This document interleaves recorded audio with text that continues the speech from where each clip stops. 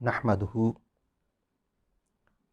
ونصلی ونسلم علی سیدنا و نبینا و مولانا و ملجانا و مأوانا محمد رسول النبی الکریم الامین مکین الرؤوف الرحیم. اما بعد فاعوذ باللہ من الشیطان الرجیم. بسم اللہ الرحمن الرحیم.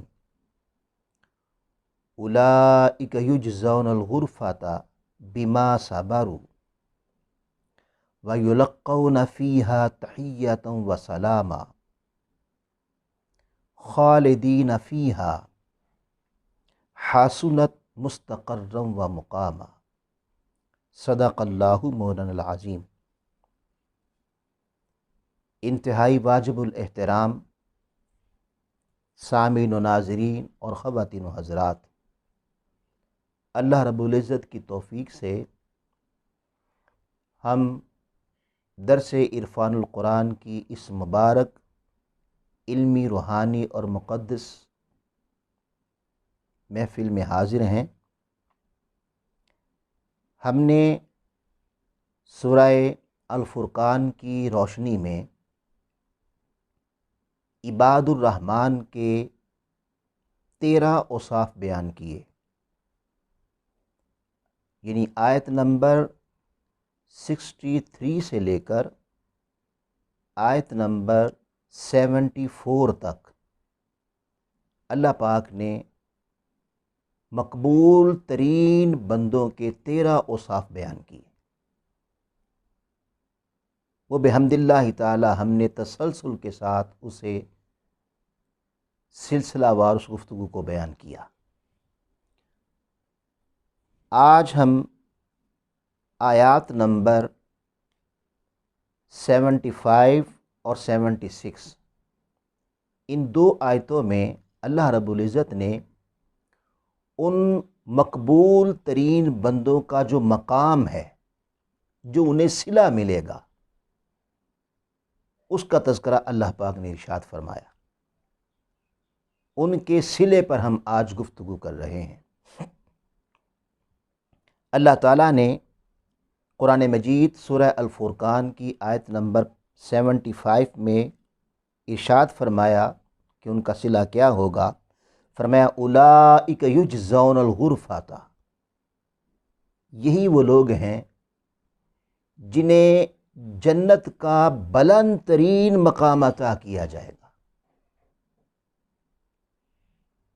بما صبروا، اور یہ ان کی جزا ہوگی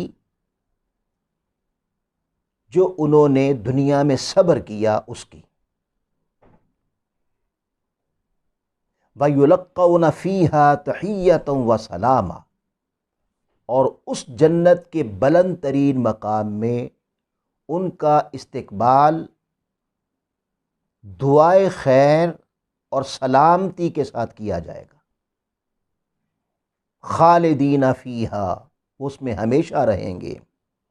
حسنت مستقرا و مقاما، اور یہ اس میں ہمیشہ رہنا یہ بہترین جنت کا بلند مقام، بہترین قرارگاہ اور عمدہ قیام گاہ ہے. ناظرین، ان دو آیتوں میں اللہ رب العزت نے جو قابل توجہ بات ہے وہ یہ ہے، ایک تو یہ کہ یجزون الغرفہ، انہیں غرفہ جزا کے طور پر عطا کیا جائے گا.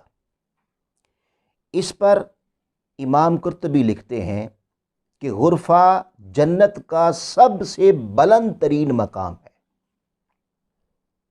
عربی زبان میں غرفہ اوپر والے کمرے کو کہتے ہیں، یعنی جو ڈبل سٹوری ہوتی ہے، اوپر والا مقام، تو دوسری منزل کو کہتے ہیں، یا اوپر والے چبارہ کو، اوپر والے کمرے کو، اوپر والی سٹوری کو کہتے ہیں. اب قرآن مجید نے یہاں بیان فرمایا کہ یہ جو رحمان کے بندے ہیں جن کے 13 اوصاف پیچھے اللہ پاک نے بیان فرمایا انہیں جو جزا دی جائے گی وہ غرفہ ہوگا. اور غرفہ کیا ہے؟ آقا علیہ الصلوۃ والسلام نے فرمایا جنت کے 100 درجے ہیں،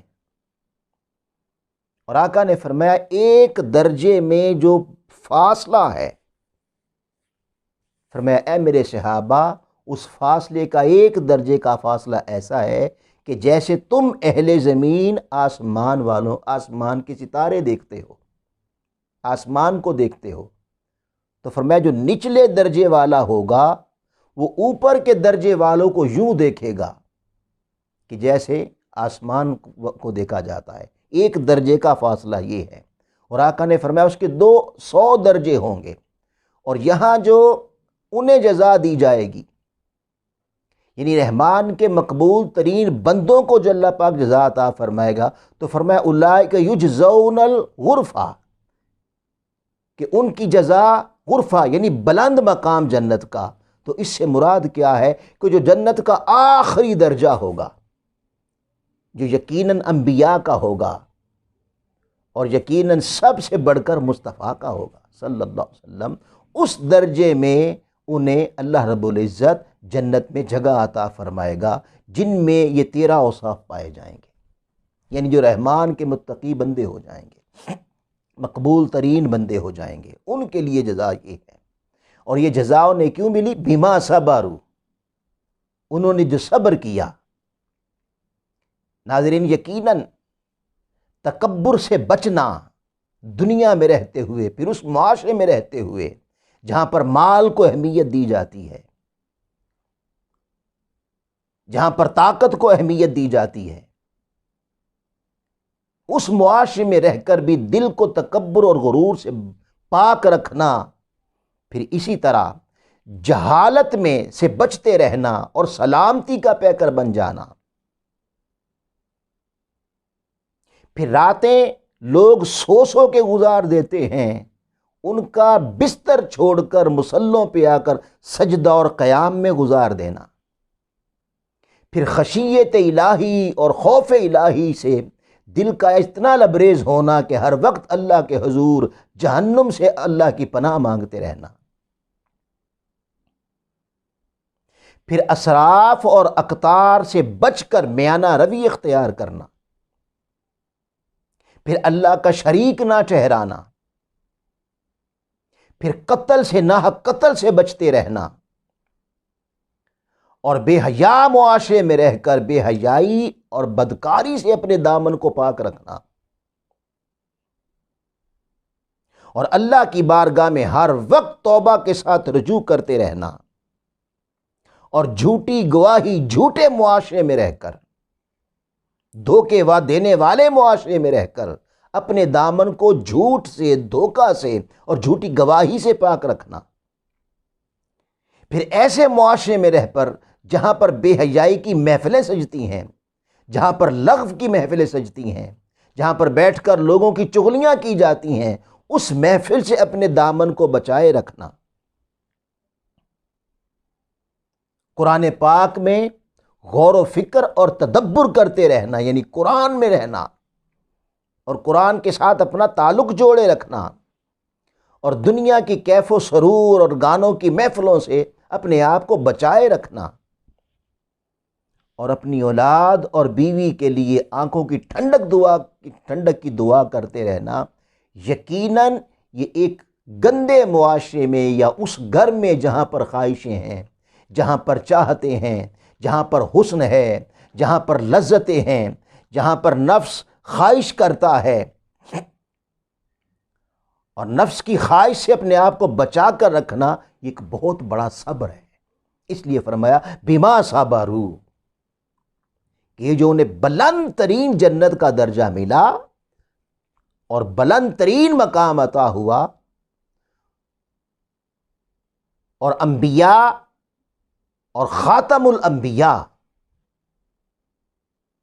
کی گلی میں جگہ ملی، تو دراصل یہ اس لیے ہے کہ انہوں نے صبر کا دامن تھاما، وہ خواہشوں اور چاہتوں میں نہیں گئے، انہوں نے تکبر سے دل کو بچا کے رکھا ہوا تھا، جہالت سے بچ کر سلامتی کا پیکر بنے رہتے تھے۔ اس سے بڑا صبر کیا ہے؟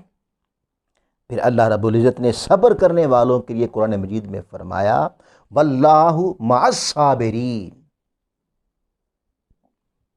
یعنی یہ جو 13 اوصاف بیان کیے، ایک اس کی جزا یہ ہے بلند درجہ انبیاء کی صحبت اور انبیاء کی رفاقت میں اللہ رب العزت جنت میں انہیں مقام عطا فرمائے گا۔ اور پھر فرمایا واللہ مع الصابرین، کہ انبیاء کے ساتھ انہیں اللہ کی معیت بھی اہل صبر کو عطا ہوتی ہے۔ اور پھر فرمایا وَيُلَقَّوْنَ فِيهَا تَحِيَّةً وَسَلَامًا، اور ان کے اعزاز میں استقبال کیا جائے گا جب وہ جنت کے بلند ترین درجوں میں داخل ہوں گے، تو پھر ان کے اعزاز میں فرشتوں کے ذریعے سے، حوروں کے ذریعے سے ان کا استقبال کیا جائے گا، اور سلام قولا من رب الرحیم، اور ان کے رب رحیم کی بارگاہ سے ان کو سلام کہا جائے گا۔ یہ کتنی بڑی جزا ہے۔ پھر فرمایا خالدین فیہا، وہ اس میں ہمیشہ رہیں گے۔ اس بلندی کے مقام میں اللہ رب العزت انہیں ہمیشگی عطا فرمائے گا۔ اور پھر فرمایا کہ یہ ہمیشگی رہے گی، اور پھر ارشاد فرمایا حسنت مستقرم و مقاما، کہ یہ کتنی بہترین قرارگاہ اور قیام گاہ ہے۔ تو ناظرین، اگر بندہ اپنے اندر یہ وصف پیدا کر لیتا ہے جو 13 اوصاف اللہ پاک نے سورہ الفرقان کی روشنی میں عباد الرحمن کی اوصاف بیان کیے ہیں، جن میں میں نے عرض کیا کہ ان میں تکبر سے اپنے دل کو بچائے رکھنا ہے، ان میں جہالت سے اپنے دل کو بچا کر معاشرے کے لیے سلامتی اور امن کا پیکر بنائے رکھنا ہے، پھر اس میں راتیں بستر چھوڑ کر اللہ کی بارگاہ میں اپنی راتوں میں اتنی گنجائش رکھنا کہ کچھ ٹائم اللہ کی بارگاہ میں کچھ وقت کے لیے پچھلے پہر، کبھی پہلے پہر، کبھی درمیانی پہر، پچھلے پہر اٹھ کر آقا علیہ السلام کی سنت کے مطابق سجدہ ریز ہونا، قیام کرنا، پھر دل کا خوف الہی اور خشیت الہی میں مبتلا رہنا، اور ہر وقت اللہ کی طرف ہاتھ اٹھا اٹھا کر جہنم سے، اس کے عذاب سے، اس کی ناراضگی سے اللہ سے دعا کرتے رہنا، پھر ایسی زندگی گزارنا کہ جس میں نہ اسراف ہو، نہ اقتار ہو، نہ فضول خرچی ہو، نہ خواہش نفس کی پوجا ہو، اور نہ کنجوسی اور بخیلی ہو، درمیانی راہ، میانہ روی ہو، پھر ہر وقت شرک سے بچنا، قتل و غارت سے اپنے دامن کو بچا کے رکھنا، اور بے حیائی والے معاشرے میں رہ کر بھی بے حیائی کے قریب نہ جانا۔ یہی بندگی ہے، یہی زندگی ہے۔ پھر توبہ کے ساتھ اللہ کے ساتھ ہر وقت توبہ کرتے رہنا، یعنی اکنا پاک دل رکھ کر اور سجدوں جبین کو سجدوں کی لذت عطا کر کے، اور دل اور من کو اخلاص اور تقوی عطا کرنے کے باوجود یہ کہنا کہ اے مولا، حق تو یہ ہے کہ حق ادا نہ ہوا، کہ میں ہی مجرم ہوں، یہ میری بندگی بھی جرم ہے کہ جو تیری شان الوہیت اور شان کبریائی کے لائق نہ تھی۔ ایسا عاجز دل پیدا کر لینا، پھر جھوٹی گواہی سے بچنا، جھوٹی گندی محفلوں سے بچنا، اور قرآن پاک میں غور و تدبر اور تفکر میں زندگی بتا دینا، اولاد کے لیے آنکھوں کی ٹھنڈک، بیوی کے لیے آنکھوں کی ٹھنڈک دعا کرتے رہنا۔ یہ اعمال وہ ہیں کہ جنہیں ہم اس زندگی میں اپنا کر ایک خالص اللہ کا بندہ بن سکتے ہیں، یا اللہ کی بندگی کا حق ادا کر سکتے ہیں، کیونکہ اللہ کا بندہ ہونا یہ کسی کے چہرے پہ نہیں لکھا ہوتا۔ اللہ کا بندہ ہونا یہ ہے کہ ان اوصاف کو اپنے ساتھ اپنے دل میں پیدا کر لیا جائے، اپنی زندگی میں پیدا کر لیا جائے، تو بندہ خدا کا بندہ ہو جاتا ہے۔